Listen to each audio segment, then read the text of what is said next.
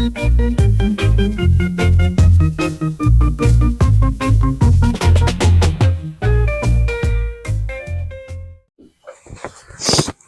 good morning. Welcome back to the channel. Back out Mosquito Lagoon as usual. As you can see, it's a pretty foggy morning, so we're just going to work some shorelines before the sun comes up. Just kind of do some blind casting, see if we can't find where the fish are sitting. And then as the sun comes up, we'll move out to the flats and see if we can't sight fish some fish. So stick around and we'll get this going. All right, guys, I'll give you a little rundown of what I'm using real quick for these redfish. Just using a real light setup. We'll start with the rod. It's a Bulls Bay Banshee 7.4, 6 to 12 pound medium extra fast. It's a pretty light rod. And then I got a Daiwa BGMQ 2500 with 10 pound braid. And I think I got 15 pound fluoro leader on it. And then I'm using these Z-Man Prawn Stars. And this is like the brown and gold, or brown and purple, I'm sorry. Usually I use these for snook, but these work really well for redfish if there's not a lot of grass in the area, because it's kind of a heavy bait. But remember, like you're not supposed to be working a shrimp pattern fast, because shrimp don't move fast unless they're being chased or they're moving with the current. So, you know, we're still coming out of winter into summer. The water is warming up, but these shrimp, they're not moving that fast. So you shouldn't be working your baits that fast. You want to work this shrimp nice and slow. Most of the time, a shrimp is going to move with the current. It'll flick here and there, but it's only really going to flick or flutter when it's being chased by something. So when you work these baits, you want to work these really slow. And then if you see that you have a redfish following it, don't speed it up because you think it's being chased. Like, don't change your pattern. Keep the pattern the same. Because what you were doing was working, right? You got that redfish's attention. It's moving towards the bait. And so you want to keep it at that same, motion, whether it's like you just work it a little bit every 5 to 10 seconds and just real nice and slow. Or if you're letting it drop on the bottom and you're doing a little bounce here and there, don't change up your pattern when that fish starts chasing your bait. A lot of times I've done that, and I see the fish coming after my bait and I get all excited.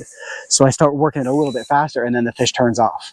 So, make sure that you're working it slow, because you working it slow is what got that fish's attention.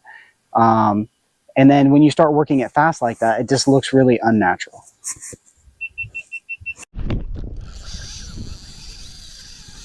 There we go.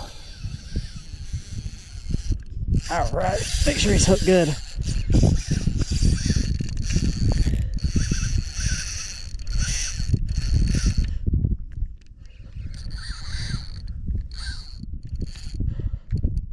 All right, guys, I got one.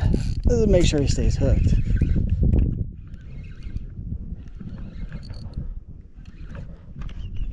If you guys can see, trying to make it a better angle for you.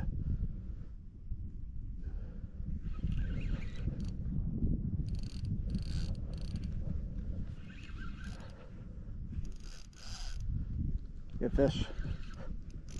At least feels like a good fish. Yeah, stay on, buddy, stay on. Making sure he's not tail wrapped.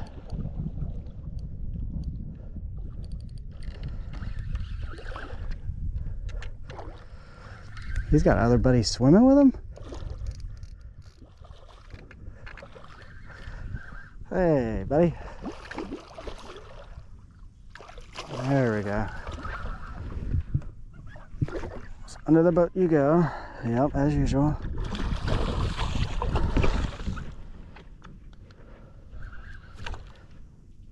Wait for him to come out from under the boat. There you are.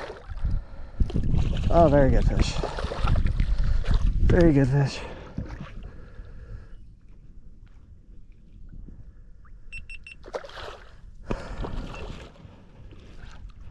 Oh, yeah. You guys see him?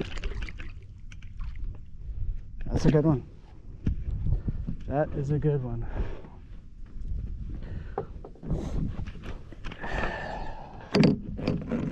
Oh yeah. Come here, buddy. That's a good red.